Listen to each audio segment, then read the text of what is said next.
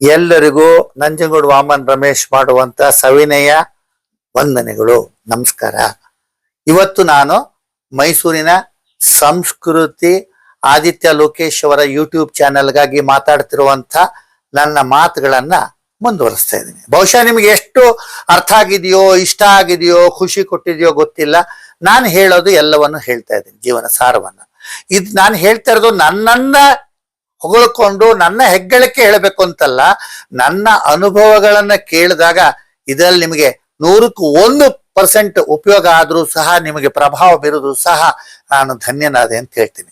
ನಾನು ಕಲಬುರಗಿ ಕೇಂದ್ರದ ಅನುಭವವನ್ನು ಹೇಳ್ತಾ ಇದ್ದೆ. 3 ದಿನ ಬೇಕಾಗಿರೋದು ನಾವು ಮೈಸೂರಿಗೆ ಬರ್ಬೇಕಾದ್ರೆ ಅಥವಾ ಧಾರವಾಡಕ್ಕೆ ಹೋಗ್ಬೇಕಾದ್ರೆ ನಮಗೆ 8 ಗಂಟೆ ಕಾಲ ಅವಧಿ ಪ್ರಯಾಣ ಮಾಡ್ಬೇಕಾಗಿತ್ತು. ನಂದು ಶಿಫ್ಟ್ ಡ್ಯೂಟೀಸ್ ಇರೋದು 7 hours 20 minutes ಡ್ಯೂಟಿ. ಕೆಲವೊಂದ್ಸಲ ಅದು 14 hours 40 minutes ಆಗೋದು. ಹಾಗೆ ಮಾಡಿದಾಗ ಆ ಡಬಲ್ ಡ್ಯೂಟಿಗೆ ಕಾಂಪೆನ್ಸೇಟರಿ ಆಫ್ ಕೊಡೋರು, ಇಲ್ಲ ಕೆಲವು ಸಂದರ್ಭದಲ್ಲಿ ಓವರ್ ಟೈಮ್ ಅಲವೆನ್ಸ್ ಕೊಡ್ತಾ ಇದ್ರು. ಆದ್ರೆ ಇದು ಅಧಿಕಾರಿಯನ್ನ ಅವಲಂಬಿಸಿ ಇರುತ್ತೆ. ಕೆಲವರಿಗೆ ಏನ್ ಹೇಳ್ತೀರಿ, ಅವ್ರಿಗೆ ಬೆಣ್ಣೆ ಹಚ್ಚಿ ಅವ್ರನ್ನ ಹೊಗಳಿ ಇವ್ರ ಕೆಲಸಗಳನ್ನ ಸಾಧಿಸ್ಕೊಳ್ಳೋರು. ನಾನು ನನ್ನ ತಂದೆಯಿಂದ ಬಂದಂತ ವ್ಯಕ್ತಿತ್ವದಿಂದ ಬಹಳ ನಿಷ್ಠುರವಾದಿ. ನಾನು ಕೆಲಸ ಅಂದ್ರೆ ಕೆಲಸ. ಈ ಕೆಲಸದಲ್ಲಿ ಯಾರ ಹಂಗೂ ಬೇಡ, ನನಗೆ ಡಿಸ್ಕೌಂಟು ಬೇಡ, ನನಗೆ ಕನ್ಸೆಷನ್ ಬೇಡ. ಆದ್ರೆ ನನ್ನದಲ್ಲದ ಕೆಲಸಕ್ಕೆ ನಾನು ಮಾಡದ ತಪ್ಪಿಗೆ ಯಾವತ್ತೂ ನಾ ಬಯಸ್ಕೊತಿರ್ಲಿಲ್ಲ. ಇನ್ನೊಂದು ನಿಮ್ಗೆ ಹೇಳ್ಬೇಕು, ಈಗ ಬೇಕಾದಷ್ಟು ಸ್ಟೇಷನ್ಸ್ ಆಗಿದೆ ಕರ್ನಾಟಕದಲ್ಲಿ. ಆಗ ಧಾರವಾಡ ಗುಲ್ಬರ್ಗಾದಲ್ಲಿದ್ದ ಸ್ಟೇಷನ್ಗಳು ಬಹಳ ಜನಪ್ರಿಯವಾಗಿದ್ದವು.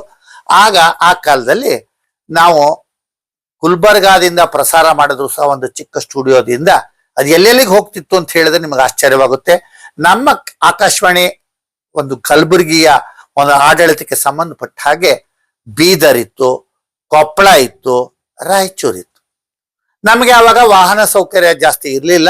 ಹೀಗಾಗಿ ನಮ್ಮ ಟ್ರಾನ್ಸ್ಮಿಟರ್ ಹೋಗ್ಲಿಕ್ಕೆ ಸಲುವಾಗಿ 2 ಡ್ರೈವರು 2 ವೆಹಿಕಲ್ ಇತ್ತು. ನಾವು ಹೊರಾಂಗಣ ಧ್ವನಿ ಮುದ್ರಣಕ್ಕೆ ಹೋಗ್ಬೇಕಾದ್ರೆ ಕ್ಯಾಸೆಟ್ ರೆಕಾರ್ಡ್ ಹಿಡ್ಕೊಂಡು ಬಸ್ಸಲ್ಲಿ ಹೋಗ್ತಿದ್ವಿ. ಆ ಬಸ್ಸಲ್ಲಿ ಹೋಗಿ ಬರುವಾಗ ಎಷ್ಟೋ ಅನುಭವಗಳಾಗಿದೆ. ಬೀದರ್ಗೆ ಹೋಗ್ಬೇಕಾದ್ರೆ ನಮಗೆ ನೇರ ಬಸ್ಗಳಿರ್ಲಿಲ್ಲ. ಹುಮ್ನಾಬಾದ್ಗೆ ಒಂದು ಬಸ್ಸಲ್ಲಿ ಹೋಗಿ ಅಲ್ಲಿಂದ ಬೀದರ್ಗೆ ಇನ್ನೊಂದು ಬಸ್ಸಲ್ಲಿ ಹೋಗ್ಬೇಕಾಗಿತ್ತು. ಹೀಗೆ ಹೋಗೋ ಅಂತ OB ರೆಕಾರ್ಡಿಂಗ್ ಅಂತೀವಿ, ಅಂದ್ರೆ outside broadcast recording. Prime minister ಬರೋರು, ಪ್ರೆಸಿಡೆಂಟ್ ಬರೋರು, ಚುನಾವಣಾ ಭಾಷಣಕ್ಕೆ ಬರೋರು, ರಾಜಕಾರಣಿಗಳು ಬರೋರು, ಮಂತ್ರಿಗಳು ಬರೋರು. ಆ ಕಾಲದಲ್ಲಿ ಇವತ್ತಿನಷ್ಟು ಚಾನಲ್ಸ್ ಇಲ್ಲ. ಆ ಕಾಲದಲ್ಲಿ ನಾನು ಯಾರ ಹೆಸರು ಹೇಳಲ್ಲ, ಆದ್ರೆ ಮಾಡಿದ ಕೆಲಸ ಮಾತ್ರ ಹೇಳ್ತೀನಿ. ಯಾಕಂದ್ರೆ ಯಾವ ರಾಜಕಾರಣಿ ಹೆಸರು, ನಾ ಪಕ್ಷದ ಹೆಸರು ಹೇಳಲ್ಲ. ಆವಾಗ 2 ಜವಾಬ್ದಾರಿ ಇತ್ತು. ಬೇರೆ ಕಡೆ ಹೋಗ್ಬೇಕಾದ್ರೆ ನಾವು ಬಸ್ಸಲ್ಲಿ ಹೋಗ್ತಿದ್ವಿ, ಎಷ್ಟೋ ಗಂಟೆ ಪ್ರಯಾಣಕ್ಕೆ ಹೋಗ್ತಿತ್ತು. ಅಲ್ಲಿ ನಮಗೆ ಕೆಲವು ಕಡೆ ಒಂದ್ಸಲ ಹೋಗಿ ಬಂದ್ರೆ ಕೆಲವು ಜನರ ಪರಿಚಯ ಆಗ್ತಿತ್ತು, ಕೆಲವು ಕಡೆ ಜನರ ಪರಿಚಯವೇ ಇಲ್ಲ. ಆದರೆ ಆ ಕಾಲದಲ್ಲಿ ರೇಡಿಯೋ ಅನ್ನೋದು ಒಂದು ವಿಸ್ಮಯದ ಪೆಟ್ಟಿಗೆ ಆಗಿತ್ತು. ರೇಡಿಯೋ ಸ್ಟೇಷನ್ ಅಲ್ಲಿ ಕೆಲಸ ಮಾಡ್ತಾರೆ, ನಮ್ಮ ಹಳ್ಳಿಗೆ ಬರ್ತಾರೆ, ನಮ್ಮ ಊರಿಗೆ ಬರ್ತಾರೆ ಅಂದ್ರೆ ಏನು ದೇವಲೋಕದಿಂದ ಯಾರೋ ದೇವತೆಗಳು ಬಂದಿದ್ದಾರೆ ಅನ್ನೋಷ್ಟು ಸಂಭ್ರಮಿಸೋರು. ಜನರ ಮುಗ್ಧತೆ, ಜನರ ರೇಡಿಯೋ ಪ್ರೀತಿ, ಜನರಿಗೆ ಅತಿಥಿಗಳನ್ನ ನೋಡ್ಕೊಳ್ಳುವಂತ ಒಂದು ಉತ್ಸಾಹ. ಹಾಗೆ ನೋಡಿದ್ರೆ ಹಳ್ಳಿಗರು ಅವ್ರು ಸಾಹುಕಾರರಲ್ಲ, ಬಡವರು, ರೈತರು. ಆದ್ರೆ ನಮ್ಮನ್ನು ಎಷ್ಟು ನಗನಗುತ್ತಾ ಸ್ವೀಕರಿಸ್ತಾ ಇದ್ರು, ಕರ್ಕೊಂಡು ಹೋಗ್ತಿದ್ರು ಅಂತಂದ್ರೆ ಅನೇಕ ಉದಾಹರಣೆಗಳನ್ನ ನಿಮಗೆ ಕೊಡಬಹುದು. ನಾನು ಗುಲ್ಬರ್ಗಾ ಜಿಲ್ಲೆಯ ಹಳ್ಳಿಗಳಿಗೆ ಹೋದಾಗ, ಅಥವಾ ಬೀದರ್, ಹುಮ್ನಾಬಾದ್ ಆ ಕಡೆ ಹೋದಾಗ, ಅಥವಾ ರಾಯಚೂರಿಗೆ ಸಂಬಂಧಪಟ್ಟ ಜಾಗಗಳಿಗೆ ಹೋದಾಗ, ಅಥವಾ ಕೊಪ್ಪಳ ಜಿಲ್ಲೆ ಗಂಗಾವತಿ ಇಲ್ಲೆಲ್ಲ ಹೋದಾಗ ಜನ ಎಷ್ಟು ಪ್ರೀತಿಯಿಂದ ನೋಡ್ಕೊಳ್ಳೋರು ಅಂದ್ರೆ ನನಗೆ ಆಗ್ತಿರ್ಲಿಲ್ಲ. ಅವ್ರು ಕೊಡೋಂತ ಖಾರ ತಡ್ಕೊಳಕ್ ಆಗ್ತಿರ್ಲಿಲ್ಲ. ಆದ್ರೆ ಅವ್ರು ಕೊಟ್ಟ ಪ್ರೀತಿಯನ್ನ ಅನುಭವಿಸ್ಬೇಕಾಗಿತ್ತು. ಅಲ್ಲಿ ಕ್ಯಾಸೆಟ್ ರೆಕಾರ್ಡರ್ ಹೋದಾಗ ಜನರನ್ನ ಹುಡುಕ್ತಿದ್ವಿ. ಕೆಲವು ರೈತರ ಸಂದರ್ಶನ ಮಾಡ್ತಿದ್ವಿ, ಜಾನಪದ ಕಲಾವಿದರ ಸಂದರ್ಶನ ಮಾಡ್ತಿದ್ವಿ. ರೇಡಿಯೋದಲ್ಲಿ ಅವ್ರ ಧ್ವನಿ ಬರುತ್ತೆ ಅಂದ್ರೆ ಅವ್ರಿಗೊಂದು ಸಂಭ್ರಮ ಇತ್ತು ಅದು. ಯಾಕಂದ್ರೆ ಅವ್ರಿಗೆ ಯಾರಿಗೂ ದುಡ್ಡಿನ ಆಸೆ ಇರ್ಲಿಲ್ಲ. ಈಗಿನಂಗೆ ಈಗ ಎಲ್ಲಾರು ನೀವು ಕರೆದ್ರೆ, ಯಾವ್ದಾರ ಒಂದು ಚಾನೆಲ್ ಕರೆದ್ರಿ, ರೇಡಿಯೋ ಎಷ್ಟು ದುಡ್ಡು ಕೊಡ್ತೀರಿ, ಎಷ್ಟು ಟೈಮಲ್ಲಿ ಮಾಡ್ಬೇಕು, ಹೀಗೆ. ನಾನು ಅಲ್ಲಿ ಹೋದಾಗ 2 ರಾತ್ರಿ ಅಖಂಡವಾಗಿ ರೆಕಾರ್ಡ್ ಮಾಡಿದ್ದೀನಿ ನಾನು. ಅಷ್ಟು ಜನ ಸೇರೋರು, ಮತ್ತೆ ರೆಕಾರ್ಡ್ ಮಾಡುವಾಗ ಜನ ನೋಡೋರು. ಆ ರೆಕಾರ್ಡ್ ಮಾಡಿದ್ದನ್ನ ಮತ್ತೆ ಹಚ್ಚಿರಿ, ನಾವು ಕೇಳ್ತೀವಿ ಅನ್ನೋರು. ರೇಡಿಯೋ ಅಂದ್ರೆ ಅವ್ರಿಗೊಂದು ದೇವತೆ ಇದ್ದಂಗಿತ್ತು. ಸರಿ, ಅಲ್ಲಿ ಹೋದಾಗ ನಮ್ಗೆ ಎತ್ತಿನ ಗಾಡಿಯಲ್ಲಿ ಮೆರವಣಿಗೆ ಮಾಡೋರು, ಬಾಜಾ ಭಜಂತ್ರಿ, ಮದುವೆಗೆ ಅಥವಾ ಮಂತ್ರಿಗಳು ಬಂದಾಗ ಅಥವಾ VIP ದೇವಸ್ಥಾನದ ಒಂದು ಜಾತ್ರೆಗಳಿದ್ದಾಗ ಹೆಂಗ್ ಮಾಡ್ತಿದ್ರು, ಹಂಗೆ ನಾವು ಬಂದಾಗ ಬಾಜಾ ಭಜಂತ್ರಿ ಹೋಗಿ ಅಲ್ಲಿ ನಮಗೆ ಜೋಳದ ರೊಟ್ಟಿ ತಿಂದ್ವಿ. ನಾ ಧಾರವಾಡದಲ್ಲಿ ಓದಿದ್ರಿಂದ ಜೋಳದ ರೊಟ್ಟಿ ಪರಿಚಯ ಇದೆ. ಮೈಸೂರಿಂದ ಬಂದವ್ರಿಗೆ ಗೊತ್ತಿರಲ್ಲ, ಜೋಳ ಸಜ್ಜೆ ರೊಟ್ಟಿಗಳು ಗೊತ್ತಿರಲ್ಲ. ಆಮೇಲೆ ಬದನೆಕಾಯಿ ಮೊಳಗಾಯಿ ಇದು ಮಾಡ್ತಿದ್ರು, ಎಣ್ಣೆಗಾಯಿ ಮಾಡ್ತಿದ್ರು. ಆಮೇಲೆ ಅವ್ರು ಬೇರೆ ಬೇರೆ ರೀತಿ ಪುಡಿಗಳು, ಎಳ್ಳು ಪುಡಿ, ಹುಚ್ಚೆಳ್ಳು ಪುಡಿ, ಆಮೇಲೆ ಜುಣಕ ಅಂತ ಮಾಡೋರು ಕಡಲೆ ಹಿಟ್ಟಲ್ಲಿ.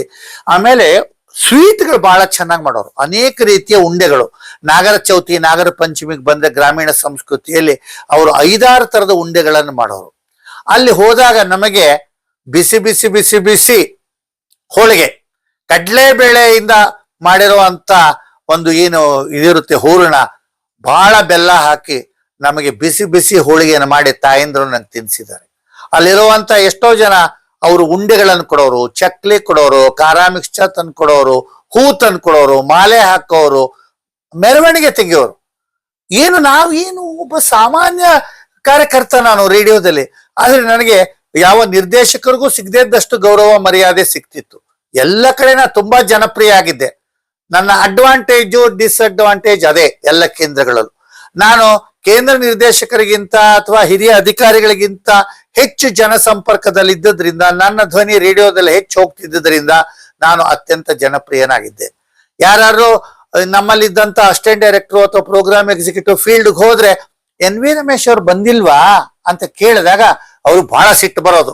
ಬಂದು ನನಗೊಂದು ಮೆಮೊ ಕೊಡೋರು, ನೀನ್ ಯಾಕೆ ಇಷ್ಟು ಜನಪ್ರಿಯ ಆಗಿದ್ಯಾ, ನೀನ್ ಯಾಕೆ ನಿನ್ನ ಹೆಸರನ್ನ ಹೇಳ್ಕೊಂಡಿದ್ಯಾ, ನೀನ್ ಯಾಕೆ ಇಷ್ಟು ಇದು ಮಾಡ್ತಾ ಇದ್ದೀಯ, ನೀ ಏನ್ ಚುನಾವಣೆಗೆ ನಿಲ್ತೀಯ ಜನಪ್ರಿಯನಾಗಿ ಅಂತೆಲ್ಲ ರೇಗಿಸೋರು, ಬೈಯೋರು. ಆ ಸಂದರ್ಭದಲ್ಲಿ ಒಂದು ಪ್ರಸಂಗವನ್ನ ಹೇಳಬೇಕು.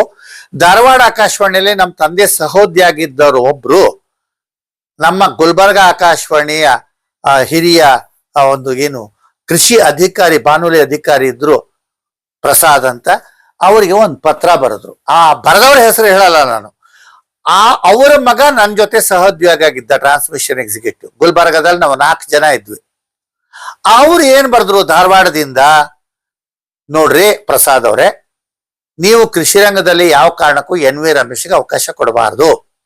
ಎನ್ ಎಸ್ ವಾಮನ್ ಅವ್ರ ಮಗ ಎನ್ ವಿ ರಮೇಶನ್ನ ಪ್ರಮೋಟ್ ಮಾಡಬೇಡಿ. ನನ್ನ ಮಗ ಸೋ ಅಂಡ್ ಸೋ ಅವನಿಗೆ ನೀವು ಪ್ರಮೋಟ್ ಮಾಡಿ. ಅವನ ಧ್ವನಿ ಗುಲ್ಬರ್ಗ ಆಕಾಶವಾಣಿಯಿಂದ ಹೋಗಬಾರದು, ಹಂಗ್ ಮಾಡಿ ಅಂತಂದಿದ್ರು.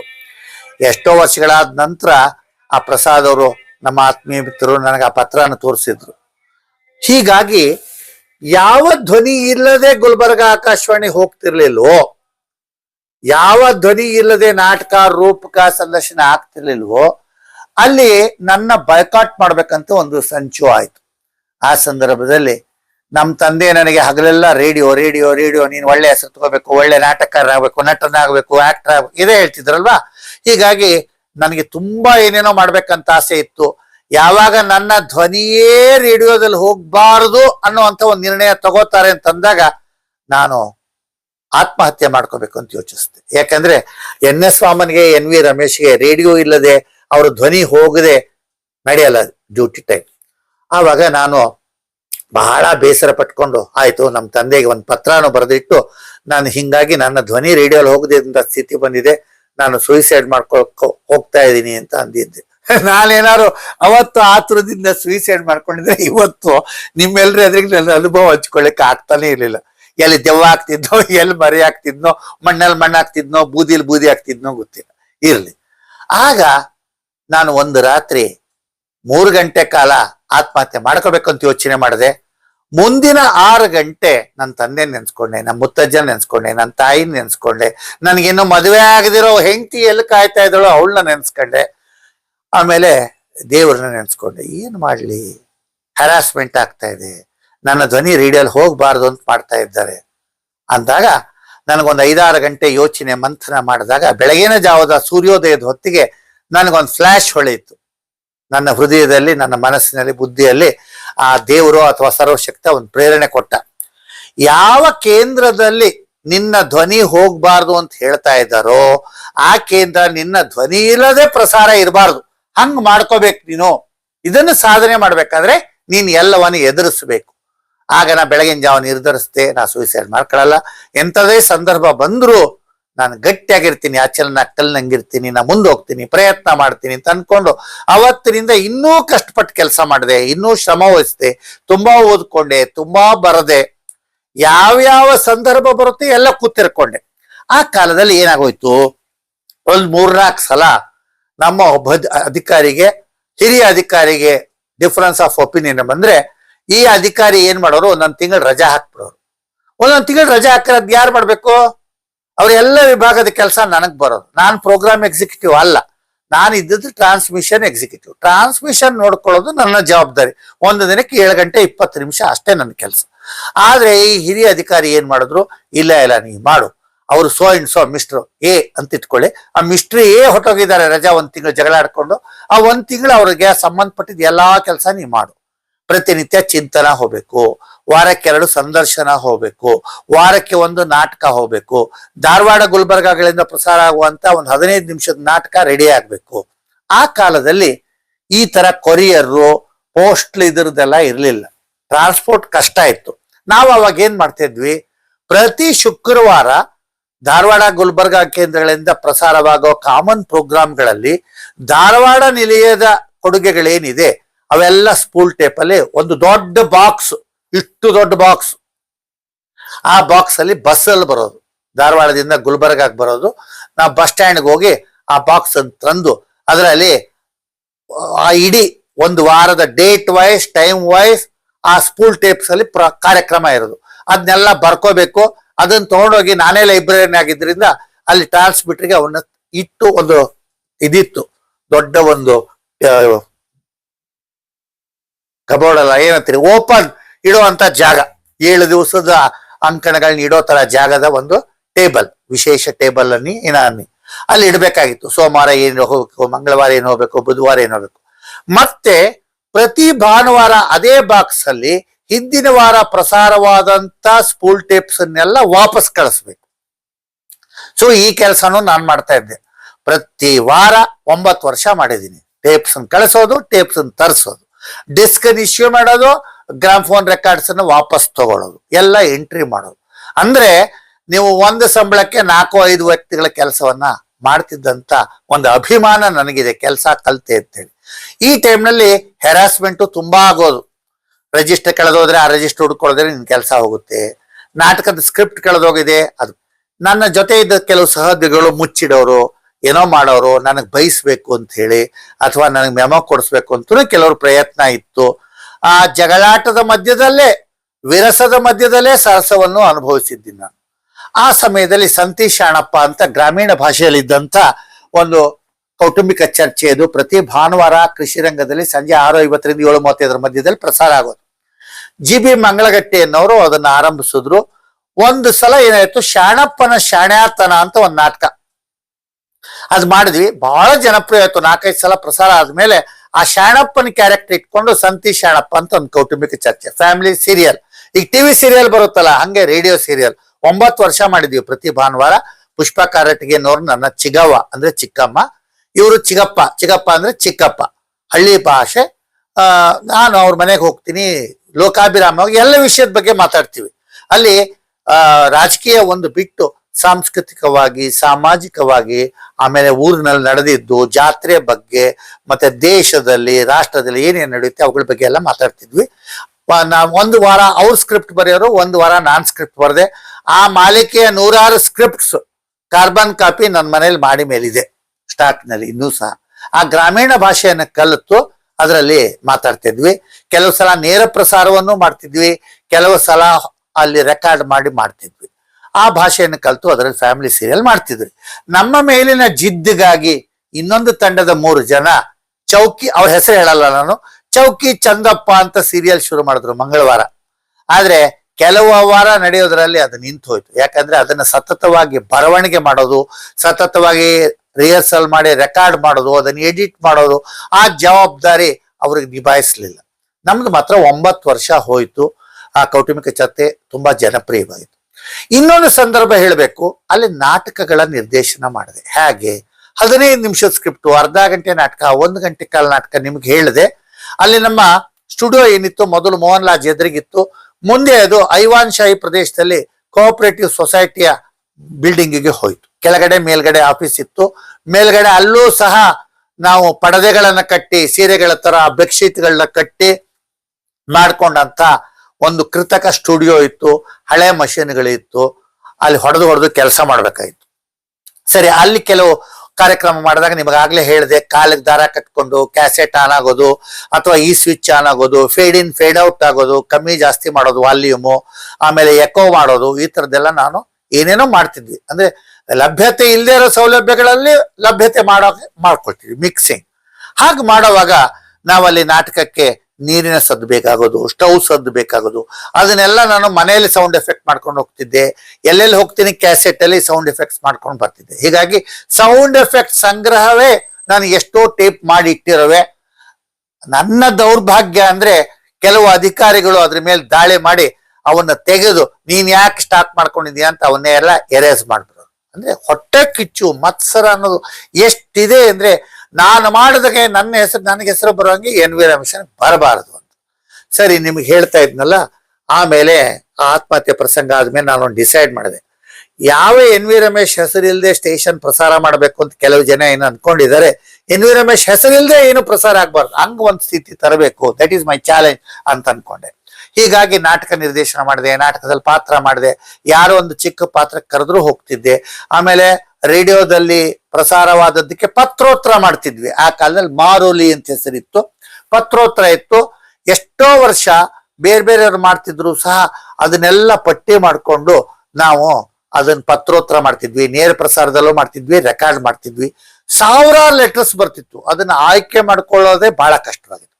ಮತ್ತೆ ಅವಾಗ ಅಭಿಲಾಷ ಅಂತ ಕಾರ್ಯಕ್ರಮ ಇತ್ತು, ಅಂದ್ರೆ ಶ್ರೋತೃಗಳ ಕೋರಿಕೆಯ ಚಿತ್ರಗೀತೆಗಳ ಕಾರ್ಯಕ್ರಮ.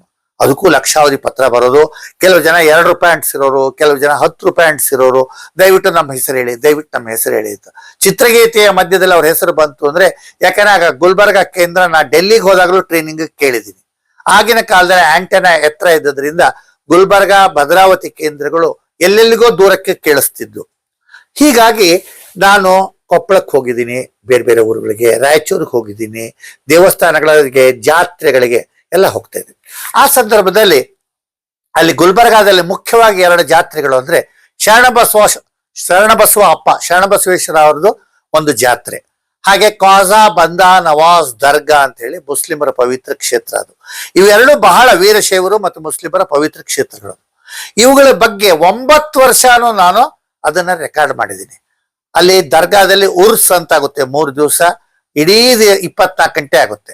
ಹಾಗೆ ಆದಾಗ ನಾನು ಒಬ್ಬ ಬ್ರಾಹ್ಮಣನಾಗಿದ್ರು ಸಹ ನಾನು ಜಾತ್ಯತೀತವಾದ ಸಂಸ್ಥೆಯಲ್ಲಿ ಕೆಲಸ ಮಾಡೋದ್ರಿಂದ ಮಾಡಬೇಕು.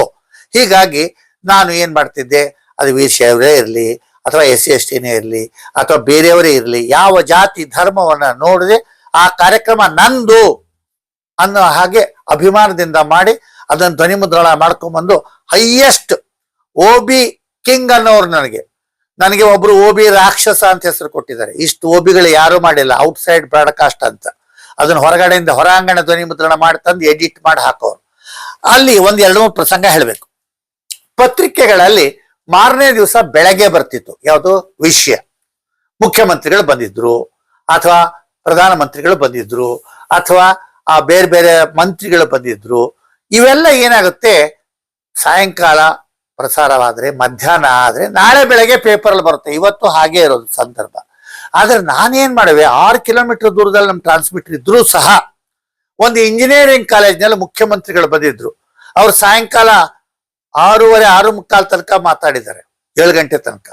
ನಾನು ಆ ಸ್ಪೂಲ್ ಟೇಪ್ ಅನ್ನು ತಗೊಂಡು ಒಂದು ಆಟೋದಲ್ಲಿ ಟ್ರಾನ್ಸ್ಮಿಟರ್ಗೆ ಹೋಗಿ ಅದು ಮಧ್ಯದಲ್ಲಿ ಚೀಟಿ ಇಟ್ಕೊಂಡು, ಫುಲ್ ಎಡಿಟ್ ಮಾಡ್ಲಿಕ್ಕೆ ಆಗ್ಲಿಲ್ಲ 3 ಮಷಿನ್ ಇರೋದ್ರಿಂದ, ಅಲ್ಲಿ ಚೀಟಿ ಇಟ್ಕೊಂಡು ನೇರವಾಗಿ ಕಾಮೆಂಟ್ರಿ ಹೇಳಿ ಆ ಧ್ವನಿಗಳನ್ನು ಹಾಕಿ ಪ್ರಸಾರ ಮಾಡಿದಾಗ ಎಷ್ಟೋ ಪತ್ರಿಕೆಯವರು ಅದನ್ನ ರೆಕಾರ್ಡ್ ಮಾಡ್ಕೊಂಡು ಅವ್ರು ಅಲ್ಲಿ ಹೋಗದೇ ಇದ್ರು ಸಹ ಅದನ್ನ ಬಾನುಲಿ ವರದಿಯನ್ನ ಕೇಳಿ ಅವ್ರು ಮಾರನೇ ದಿವಸ ಪೇಪರ್ ಅಲ್ಲಿ ಬರೆಯೋರು. ಆ ಒಂದು ಅಭಿಮಾನವು ನನಗಿದೆ. ಇನ್ನೊಂದು ಸಂದರ್ಭದಲ್ಲಿ ಏನಾಯ್ತು, ಒಬ್ಬ ಅನೌನ್ಸರ್ ಬಿದ್ರು, ಸೊಂಟ ಮುರ್ಕೊಂಡ್ರು, ಇನ್ನೊಬ್ಬ ಅನೌನ್ಸರ್ ಟ್ರಾನ್ಸ್ಫರ್ ಆಗಿ ಹೊಟ್ಟೋದ್ರು. ಅಲ್ಲಿ 4 ಜನ ಅನೌನ್ಸರ್ ಬೇಕಾಗಿತ್ತು, 2 ಅನೌನ್ಸರ್ ಇದ್ದಾರೆ. ಈಗ ನಂಗೆ ಕ್ಯಾಶುವಲ್ ಅನೌನ್ಸರ್ ತಗೊಳ್ಳೋ ಪದ್ಧತಿನೂ ಇರಲಿಲ್ಲ, ಅವರಿಗೆ ತರಬೇತಿ ಕೊಡುವಂತ ವ್ಯವಸ್ಥೆನೂ ಇರಲಿಲ್ಲ. ಆಗ ಅನಿವಾರ್ಯವಾಗಿ ನಾನು ಅನೌನ್ಸರ್ ಕಮ್ ಟ್ರಾನ್ಸ್ಮಿಷನ್ ಎಕ್ಸಿಕ್ಯೂಟಿವ್ ಅನ್ನುವಂತ ಕೆಲಸವನ್ನ 2 ವರ್ಷ ಮಾಡಿದೆ. ಅದಕ್ಕೆ ಯಾವುದಕ್ಕೂ ಎಕ್ಸ್ಟ್ರಾ ದುಡ್ಡಿಲ್ಲ. ಸರಿ, ಅಲ್ಲಿ ಹೋದಾಗ ಬೆಳಗ್ಗೆ ನಾನು ಅನೌನ್ಸರ್ ಆಗಿ ಇನ್ನೊಬ್ರು ಟ್ರಾನ್ಸ್ಮಿಷನ್ ಎಕ್ಸಿಕ್ಯೂಟಿವ್ ಕೆಲಸ ಮಾಡೋರು. ಮಧ್ಯಾಹ್ನದ ಪ್ರಸಾರಕ್ಕೆ ನಾನೇ ಟ್ರೆಕ್ಸ್, ನಾನೇ ಅನೌನ್ಸರ್. ಉದ್ಘೋಷಣೆಯನ್ನು ಮಾಡಿ ಲಾಗ್ ಬುಕ್ ಅಲ್ಲಿ ಬರೆದು ಬಿಟ್ಟು ಎಲ್ಲ ರಿಪೋರ್ಟ್ಸ್ ಬರೆದು ಎಲ್ಲ ಮಾಡವೆ. ಅಂದ್ರೆ ಕೆಲಸ ಮಾಡ್ಲಿಕ್ಕೆ ಹಿಂಜರಿತಿರ್ಲಿಲ್ಲ. ಒಬ್ಬ ವ್ಯಕ್ತಿಯ ಕೆಲಸ, ಇಬ್ಬರು ವ್ಯಕ್ತಿಯ ಕೆಲಸ, 4 ವ್ಯಕ್ತಿಯ ಕೆಲಸ ಮಾಡ್ತಾ ಇದ್ವಿ ನಾವು. ಹೀಗೆ ಮಾಡ್ತಾ ಇರ್ಬೇಕಾದ್ರೆ ಆ ನಾಟಕದ ನಿರ್ದೇಶನ ಮಾಡಿದಾಗ ತುಂಬಾ ಪತ್ರಗಳು ಬರೋದು, ಸಾಹಿತ್ಯದ ಸಂಪದ ಅಂತ ಕಾರ್ಯಕ್ರಮ ಮಾಡೋದು ತುಂಬಾ ಕೆಲಸಗಳು ಬರ್ಬೋದು. ಆಮೇಲೆ ನನ್ನ ಮೇಲಧಿಕಾರಿಗಳಿಗೆ ನನ್ನ ಮೇಲೆ ಬಹಳ ನಂಬಿಕೆ ಇತ್ತು. ಕೇಂದ್ರದ ಕಾರ್ಯಕ್ರಮ ವಿಭಾಗದ ಮುಖ್ಯಸ್ಥರಿಗೆ ನನ್ನ ಮೇಲೆ ಬಹಳ ಅಂದ್ರೆ ಬಹಳ ವಿಶ್ವಾಸ ಇತ್ತು. ಯಾಕೆಂದ್ರೆ ಎಮರ್ಜೆನ್ಸಿಲಿ ಎಂತ ಮನುಷ್ಯ ಅಂದ್ರೆ ಒಂದು ರಾಕ್ಷಸನಂಗೆ ಕೆಲಸ ಮಾಡ್ತಾನೆ. ನಾನು ನೋಡಿ ಆಗಿನ ಸಂದರ್ಭದಲ್ಲಿ ನಿಮ್ಗೆ ಹೇಳ್ಬೇಕು ಅಂದ್ರೆ ರಾಯಚೂರು ನಮಗೆ ದೂರ ಇತ್ತು. ನೀವು 5-6 ಗಂಟೆ ಕಾಲ ಪ್ರಯಾಣ ಮಾಡ್ಬೇಕಾಗಿತ್ತು ಆಗಿನ ಕಾಲದಲ್ಲಿ. ಸೊ ನಾನು ನೋಡಿ ಯುವಜನ ಮೇಳ ಆದಾಗ ಅಥವಾ ಬೇರೆ ಮುಖ್ಯ ಕಾರ್ಯಕ್ರಮಗಳಾದಾಗ ಗುಲ್ಬರ್ಗಾದಿಂದ ರೈಲಲ್ಲಿ ಹೋಗಿ ಇದಕ್ಕೆ ರಾಯಚೂರಿಗೆ ಹೋಗಿ ಅಲ್ಲಿಂದ ಬಸ್ಸಲ್ಲಿ ಹೋಗಿ ಅಲ್ಲಿ ಆ ಸ್ಥಳಕ್ಕೆ ಹೋಗಿ ಕ್ಯಾಸೆಟ್ ರೆಕಾರ್ಡ್ರಲ್ಲಿ ಅಥವಾ ಹೊತ್ಕೊಂಡು ಹೋದ ಮಷೀನು ತೊಗೊಂಡು ಹೋಗ್ತಿದ್ವಿ. ಸೋನಿ PTR ಅಂತೆಲ್ಲ ಮಷೀನ್ ಇತ್ತು, ಅದನ್ನು ತಲೆ ಮೇಲೆ ಹೊತ್ಕೊಂಡು ಹೋಗ್ತಿದ್ದೆ. ಅಲ್ಲಿ ಹೋಗಿ ಹೊರಾಂಗಣ ಧ್ವನಿ ಮುದ್ರಣದಲ್ಲಿ ರೆಕಾರ್ಡ್ ಮಾಡಿಕೊಂಡು ಬೆಳಗ್ಗೆ ತನಕ ಬೆಳಗಿನ ಇಡೀ ರಾತ್ರಿ ಬೆಳಗಿನ ಜಾವ ರೆಕಾರ್ಡ್ ಮಾಡಿಕೊಂಡು ಬೆಳಗ್ಗೆ ಮತ್ತೆ ಹೊರಟು ಬಂದು ಮಧ್ಯಾಹ್ನದ ಹೊತ್ತಿಗೆ ಬಂದು ಆ ಕಾರ್ಯಕ್ರಮವನ್ನ ಸಿದ್ಧಪಡಿಸಿ ಸಾಯಂಕಾಲ ರಾತ್ರಿ ಪ್ರಸಾರ ಆಗಂಗ್ ಮಾಡಿ ಮತ್ತೆ ಟ್ರಾನ್ಸ್ಮಿಷನ್ ಎಕ್ಸಿಕ್ಯೂಟಿವ್ ಡ್ಯೂಟಿ ಆಫೀಸರ್ ಕೆಲಸನೂ ಮಾಡ್ತಿದ್ದೆ. ಅಂದ್ರೆ 3 ಹೊತ್ತು ಕೆಲಸ ಮಾಡ್ದಂಗೆ.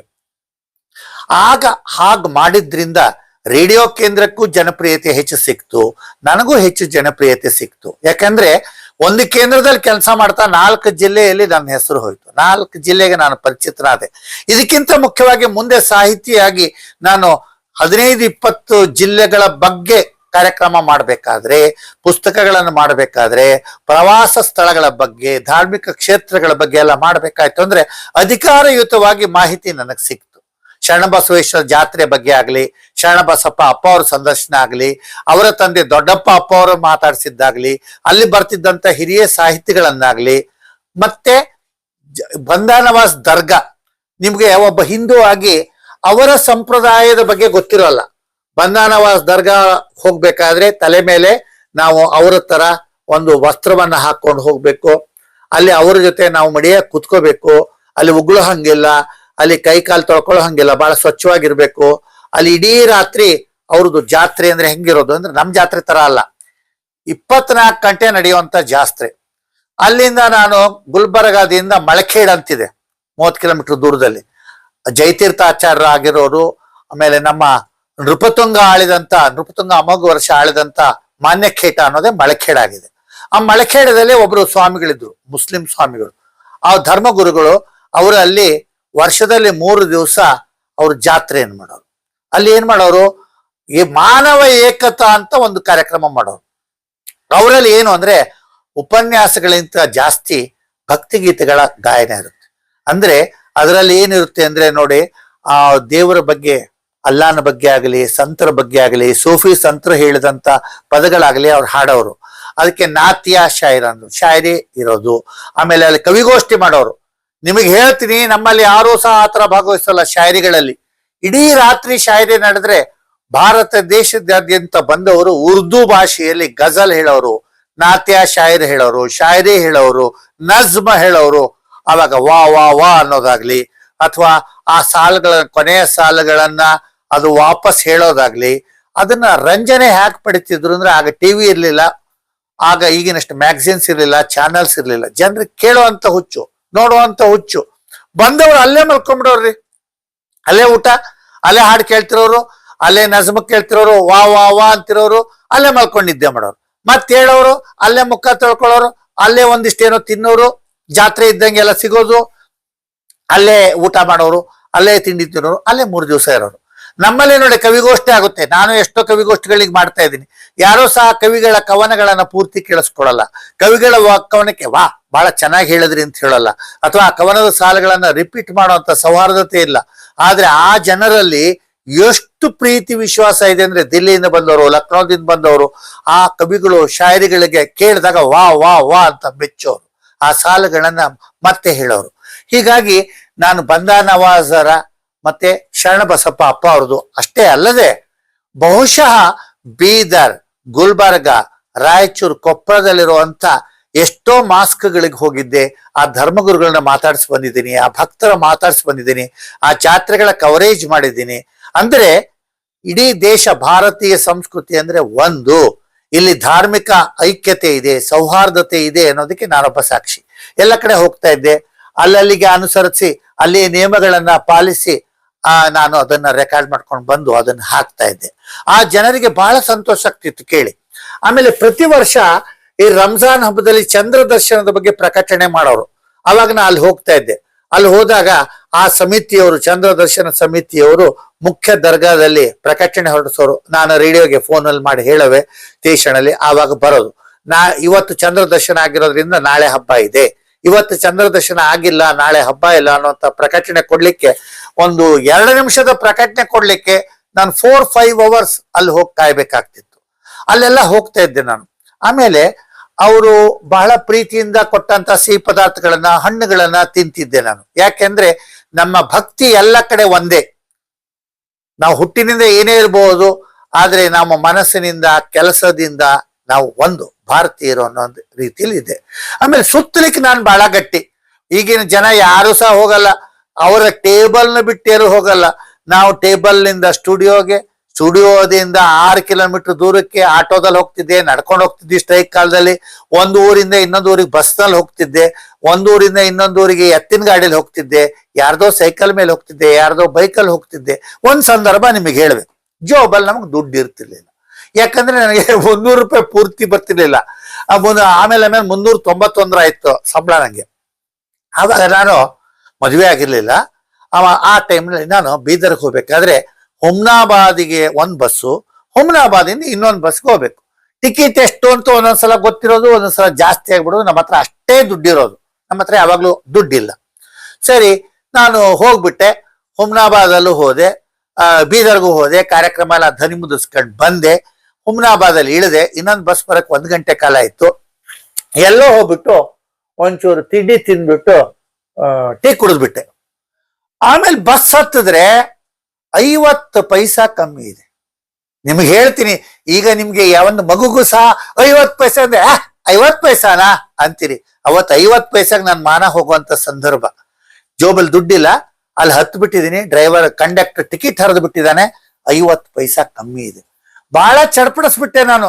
ನೋಡಪ್ಪ, ನಾ ರೇಡಿಯೋ ಸ್ಟೇಷನ್ ಅವನು, ನಂಗೆ ಇಷ್ಟು ಸಂಬಳ ಬರುತ್ತೆ, ಆದ್ರೆ ಇವತ್ತು ನಂಗೆ ಗೊತ್ತಿಲ್ಲದೆ ನಾನು ತಿಂಡಿ ತಿಂದ್ಬಿಟ್ಟು ಟೀ ಕುಡಿದ್ಬಿಟ್ಟೆ. 50 ಪೈಸಾ ಕಮ್ಮಿ ಇದೆ, ಏನ್ ಮಾಡ್ಲೆ, ನಿನಗೆ ನಾನು ತಲುಪಿಸ್ತೇನೆ, ಹೇಗಾರು ಏನ್ ಮಾಡ್ಲೆ ಅಂದೆ.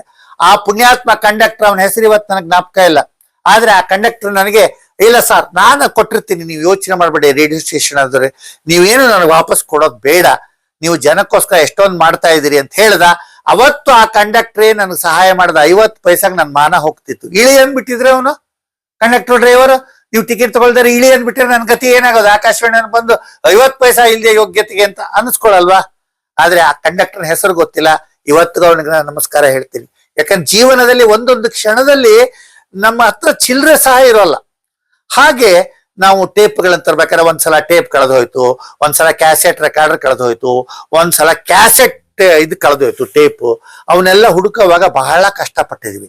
ಆಮೇಲೆ ಎಲ್ಲೆಲ್ಲಿ ಹೋದ್ರು ಜನರ ಮಧ್ಯದಲ್ಲಿ ನಾನು ಇದ್ದಿದ್ದರಿಂದ ನಾನು ಜನಾನುರಾಗಿಯಾಗಿದ್ದೆ. ಜನ ನನ್ ಕಂಡ್ರೆ ಬಹಳ ಇಷ್ಟಪಡೋರು. ಯಾರೇ ಅಧಿಕಾರಿ ಹೋದ್ರೆ ಎನ್ ವಿ ರಮೇಶ್ ಅವ್ರು ಬರ್ಲಿಲ್ವಾ ಅನ್ನೋರು. ಅವಾಗ ನಮ್ ಹಿರಿಯ ಅಧಿಕಾರಿಗಳಿಗೆ ಸಿಟ್ಟು ಬರೋದು. ಅವನೇನ್ ದೊಡ್ಡವನು, ಅವನ ಹೆಸರು ಯಾಕೆ ಕೇಳ್ತೀರಿ, ನಾನ್ ದೊಡ್ಡ ಅಧಿಕಾರಿ. ಸ್ವಾಮಿ ಸಾಹೇಬರೇ, ನಿಮ್ಮ ಮುಖ ನಾವು ನೋಡಿಲ್ಲ, ಬರೋರು ಅವರು. ನಿಮ್ಮ ಧ್ವನಿ ನಾವು ಕೇಳಿಲ್ಲ, ಬರೋರು ಅವರು. ನಮ್ಮನ್ನ ಪ್ರಾಕ್ಟೀಸ್ ಮಾಡಿಸೋರು ಅವರು, 10 ಸಲ ಹೇಳ್ಕೊಡೋರು ಅವರು. ನಮ್ಮನ್ನ ರೆಕಾರ್ಡ್ ಮಾಡಿ ಇಂಥ ದಿವಸ ಪ್ರಸಾರ ಇದೆ ಅಂತ ನಮ್ಗೆ ತಿಳಿಸೋರು ಅವರು. ನೀವು ಸಾಹೇಬರಾಗಿರ್ಬೋದು, ನಮಗ್ ಅವರೇ ಸಾಹೇಬರು ಅನ್ನೋರು. ಇದು ಆಫೀಸ್ನಲ್ಲಿ ಮತ್ಸರ ಜಾಸ್ತಿ, ಹೊಟ್ಟೆ ಕಿಚ್ಚನ್ ಜಾಸ್ತಿ ಮಾಡ್ತು. ಯಾರೇ ಏಳಿಗೆ ಆದ್ರೂ ಸಹ. ಆಮೇಲೆ ನಾಟಕಗಳು ಬಹಳ ಚೆನ್ನಾಗಿ ಮಾಡ್ತಿದ್ವಿ. ನಮಗೆ ಸಂಗೀತ ವಾದ್ಯಗಳನ್ನ ಕೊಡುವಂತ ಸಂಗೀತಗಾರರು ಅಲ್ಲಿ ಇರ್ಲಿಲ್ಲ, ವಾದ್ಯಗಳು ಅಲ್ಲಿ ಇರ್ಲಿಲ್ಲ. ನಾವೇ ಏನೋ ಎಫೆಕ್ಟ್ ಮಾಡ್ತಿದ್ವಿ, ಸ್ಪೆಷಲ್ ಎಫೆಕ್ಟ್ಸ್ ಎಲ್ಲ ಮಾಡ್ತಿದ್ದೆ ನಾನು. ನೀರಿನ ಎಫೆಕ್ಟು, ವಾದ್ಯದ ಎಫೆಕ್ಟು, ಎಲ್ಲೋ ತಗೊಳ್ಳೋದು, ಎಲ್ಲೋ ಹುಡುಕೋದು. ಡೆಲ್ಲಿ ಸ್ಟೇಷನ್ ಇಂದ ಬರೋ ಒಂಚೂರು ಮ್ಯೂಸಿಕ್ ರೆಕಾರ್ಡ್ ಮಾಡ್ಕೊಳ್ಳೋದು, ಇನ್ನೆಲ್ಲೋ ಕಾರ್ಯಕ್ರಮದಲ್ಲಿ ಬರುವಂತ ಒಂಚೂರು ಮ್ಯೂಸಿಕ್ ರೆಕಾರ್ಡ್ ಮಾಡ್ಕೊಳ್ಳೋದು, ಪ್ಯಾಚ್ ಪ್ಯಾಚ್ ಪ್ಯಾಚ್. ಆ ಸೌಂಡ್ ಎಫೆಕ್ಟ್ಸ್ ಲೈಬ್ರರಿನೇ ಒಂದ್ ಮಾಡ್ಕೊಂಡಿದ್ದೆ ನಾನು, 10-20 ಟೇಪ್ಗಳು. ಅದರಿಂದ ಹುಡುಕೋವೆ. ಒಂದು ನಾಟಕದ ಮಧ್ಯದಲ್ಲಿ ಏನಾದ್ರು ಹಾಕ್ಬೇಕು ಅಂದ್ರೆ, ಒಂದು ಉದಾಹರಣೆ ಹೇಳ್ತೀನಿ. ಟಿಪ್ಪು ಸುಲ್ತಾನ್ ಬಗ್ಗೆ ಒಂದು ನಾಟಕ ಮಾಡಿದ್ವಿ. ಆ ನಾಟಕದಲ್ಲಿ ಗುಂಡುಗಳು, ಫಿರಂಗಿಗಳು, ಇದ್ರದ್ದೆಲ್ಲ ನಮಗೆ ಸೌಂಡ್ ಎಫೆಕ್ಟ್ಸ್ ಬೇಕಾಗಿತ್ತು. ಆ ಕಾಲದಲ್ಲಿ ನಮ್ಮ ಟ್ರಾನ್ಸ್ಮಿಟರ್ ನಲ್ಲಿ 3 ಮಷಿನ್ ಇತ್ತು. ಆ 3 ಮಷಿನ್ ಅಲ್ಲಿ ಮಿಕ್ಸ್ ಮಾಡಬಹುದಾಗಿತ್ತು. ಆದ್ರೆ ಮಧ್ಯದ ಫೈನಲ್ ಮಷಿನ್ ಏನಿತ್ತು ಅದು ಎರೇಸ್ ಆಗ್ತಿರ್ಲಿಲ್ಲ. ಕೇಳಿಸ್ಕೊಳ್ಳಿ, ಗಮನ ಇಟ್ಟು. ಎರೇಸ್ ಅಂದ್ರೆ ನಮ್ಮ ರೆಕಾರ್ಡ್ರಲ್ಲಿ ಒಂದೇನಾದ್ರೂ ಇರುತ್ತೆ ಅದ್ರೊಳಗೆ. ನಾವ್ ಯಾಕಂದ್ರೆ ಅದೇ ಸ್ಪೂಲ್ಗಳನ್ನ ಸಾವಿರಾರು ಸಲ ಬಳಸ್ತೀವಿ, ಲಕ್ಷಾವಧಿ ಸಲ ಬಳಸ್ತೀವಿ. ಅದು ಹೋಗೋ ತನಕ ಅದ್ರ ಮೇಲಿನ ಕೋಟಿಂಗ್, ಅದು ಕಬ್ಬಿಣದ ಆಕ್ಸೈಡ್ ಇಂದ ಕೋಟಿಂಗ್ ಇರುತ್ತೆ. ಆ ಕೋಟಿಂಗ್ ಇರೋ ತನಕನೂ ಅದರಲ್ಲಿ ರೆಕಾರ್ಡ್ ಆಗುತ್ತೆ, ಮತ್ತೆ ಮತ್ತೆ ಸಾವಿರಾರು ಸಲ ರೆಕಾರ್ಡ್ ಮಾಡ್ಬೋದು. ಆದ್ರೆ ಅವತ್ತೇನಾಗಿತ್ತು, ನಮ್ಮ ಮಷೀನ್ ನಲ್ಲಿ ರೆಕಾರ್ಡ್ ಮಾಡಿದ್ದು ಎರೇಸ್ ಆಗ್ತಿರ್ಲಿಲ್ಲ. ಅದ್ರ ಮೇಲೆ ರೆಕಾರ್ಡ್ ಮಾಡಿದ್ರೆ ಅದು ಸೇರ್ಕೊಳ್ಳೋದು, ಈಗಾಗಲೇ ಇದ್ದಂತ ರೆಕಾರ್ಡಿಂಗ್ ಇದು ಸೇರ್ಕೊಳ್ಳೋದು. ಇಂಥ ಒಂದು ಡಿಫೆಕ್ಟ್ ಅಲ್ಲಿ ಏನ್ ಮಾಡೋದು? ನೋಡಿದ್ಯಾ, ಏನೂ ಇಲ್ಲದೆ ಇದ್ರಲ್ಲಿ ಸೃಷ್ಟಿಸೋದೇ ನನ್ನ ಮ್ಯಾಜಿಕ್. ನಾನೊಬ್ಬ ಮ್ಯಾಜಿಷಿಯನ್ ತರ. ಅವಾಗ ಏನ್ ಮಾಡಿದೆ ನಾನು, ನನ್ನ ಹತ್ರ ಇದ್ದದ್ದು ಪೊಲೀಸರಿಂದ ತಂದಂತ ಒಂದೇ ಗುಂಡಿನ ಸದ್ದು, ಅದನ್ನ ಹಾಕದೆ, ಒಂದು ಗುಂಡಲ್ಲಿ ಇತ್ತು, ಪಕ್ಕದಲ್ಲಿ ಬಂತು. ಹಿಂದೆ ತಗೊಂಡೆ ರಿವೈಂಡ್, ಇನ್ನೊಂದು ಗುಂಡು ಹಾಕದೆ, ಅದರ ಪಕ್ಕದಲ್ಲಿ ಒಂದು ಗುಂಡಾಯ್ತು. ಹೀಗೆ ನೂರಾರು ಸಲ ಗುಂಡು ಫಿರಂಗಿಗಳನ್ನ ಸದ್ದನ್ನ ಒಂದೊಂದೇ ಸದ್ದಿದ್ದನ್ನ ಹಾಕಿ ಹಾಕಿ ಹಾಕಿ ಅದು 10 ಆಗಿ 100 ಆಗಿ 500 ಆಗಿ ಇಡೀ ಯುದ್ಧದ ಒಂದು ದೃಶ್ಯವನ್ನ ಬರುವಂತ ಒಂದು ವಾತಾವರಣ ಸೃಷ್ಟಿಗೆ ಕಾರಣವಾಯಿತು. ಅಂದ್ರೆ ಸೌಂಡ್ ಎಫೆಕ್ಟ್ ಮಹತ್ವ ಎಷ್ಟಿರುತ್ತೆ ಅಂತಂದ್ರೆ, ಅಲ್ಲಿ ಕೊನೆಯ ದೃಶ್ಯ ಅದು ಟಿಪ್ಪು ಸುಲ್ತಾನ್ನ ಬಂಧಿಸಿರ್ತಾರೆ ಇಂಗ್ಲಿಷರು, ಅಲ್ಲಿ ಆ ದೃಶ್ಯ ಇತ್ತದು. ಆ ದೃಶ್ಯಕ್ಕಾಗಿ ನಾನು ಈ ತರ ಸ್ಪೆಷಲ್ ಎಫೆಕ್ಟ್ ಮಾಡಿದಾಗ ನನಗೆ ಆ ಕಾಲಕ್ಕೆ ಆ ಕ್ಷಣಕ್ಕೆ ತೋಚಿದಂತ ಸಮಯ ಪ್ರಜ್ಞೆಯಿಂದ ನಾನು 1-2 ಇದ್ದದನ್ನ, ಒಂದು ಗುಂಡು ಒಂದು ಫಿರಂಗಿ ಸದ್ದಿತ್ತು, ಅದನ್ನ ನೂರಾರು ಸಾವಿರಾರು ಮಾಡ್ಕೊಂಡು ಯುದ್ಧ ರಂಗದ ಸೌಂಡ್ ಎಫೆಕ್ಟ್ ಮಾಡಿದಾಗ, ನಾನು ಇವತ್ತಿಗೂ ಹೇಳ್ತೀನಿ, ರೇಡಿಯೋ ನಾಟಕ ಅನ್ನಲ್ಲ, ನನ್ನ ನಾಟಕಗಳೆಲ್ಲ ರೇಡಿಯೋ ಪಿಕ್ಚರ್ ಅಂತೀನಿ ನಾನು. ನೀವು ಪಿಕ್ಚರ್ ನೋಡಿದಾಗ ಕಣ್ಣಿಗೆ ಕಾಣಿಸ್ಬೇಕು, ಕಿವಿಗೆ ಕೇಳಿಸ್ಬೇಕು. ಹಾಗೆ ನಾನು ರೇಡಿಯೋದಲ್ಲಿ ಮಾಡಿದಂತ ನಾಟಕ ಕಿವಿ ಮೂಲಕ ಕಣ್ಣಿಗೆ ಕಾಣಿಸ್ಬೇಕು, ಕೇಳುವಿಕೆ ಮೂಲಕ ಕಣ್ಣಿಗೆ ಕಾಣಿಸ್ಬೇಕು, ಅವರ ಮನಸ್ಸಿಗೆ ತಟ್ಟಬೇಕು ಅನ್ನೋ ಪ್ರಯತ್ನ ಮಾಡ್ತಾ ಇದ್ದೆ. ಹೀಗಾಗಿ ನಾನು ಬರವಣಿಗೆಯಲ್ಲೂ ಇದ್ದೆ, ಅನೇಕ ರೀತಿಯಲ್ಲಿ ಆರೋಗ್ಯದ ಕಾರ್ಯಕ್ರಮಗಳನ್ನ ಮಾಡ್ಲಿಕ್ಕೂ ಆರಂಭಿಸ್ತೆ. ಯಾಕಂದ್ರೆ ಸಾಮಾನ್ಯವಾಗಿ ಎಲ್ಲಾ ರೀತಿಯಲ್ಲಿ ಏನಾಗುತ್ತೆ, ಒಬ್ರು ಒಂದು ಕ್ಷೇತ್ರದಲ್ಲಿ ಇರ್ತಾರೆ.